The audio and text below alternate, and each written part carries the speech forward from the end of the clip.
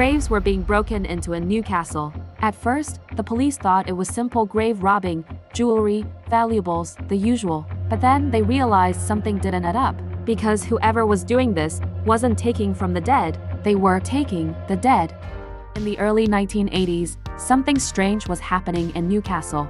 Reports began coming in about disturbed graves at Westgate Hill Cemetery. At first, police assumed it was the usual grim business, grave robbers looking for valuables. Jewelry, maybe. Something easy to sell. But then they noticed something that didn't make sense. It wasn't just valuables going missing.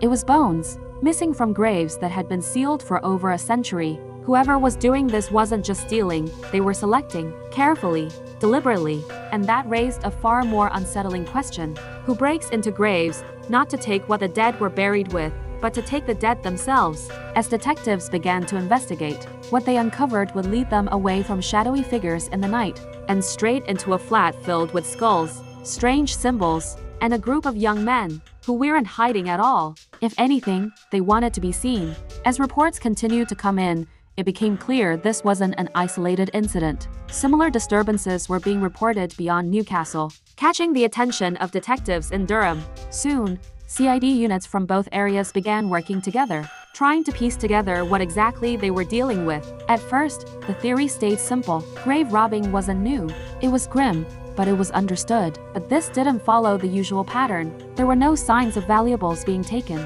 no clear financial motive, just carelessly disturbed graves and missing remains. And that's when the tone of the investigation began to shift. The early 1980s were a strange time. Across the globe, there was a growing fascination with the occult. Books, music, underground scenes, all flirting with ideas of black magic, ritual, and the supernatural.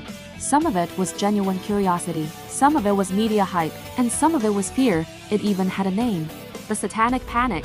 So when detectives saw graves being opened and bones being removed, it didn't take long for suspicions to drift in that direction, quietly at first, then more seriously. Police began making inquiries, staking out Westgate Hill Cemetery, watching and waiting, because whoever was doing this had to come back, and when they followed the trail, it didn't lead to a hidden cult deep in the woods. It led to a handful of ordinary houses in Tyneside. One of those houses stood out immediately, a flat above a chemist on Northcote Street, just up the road from the cemetery. On the surface, it didn't look like much, but even before stepping inside, there were signs that something wasn't quite right.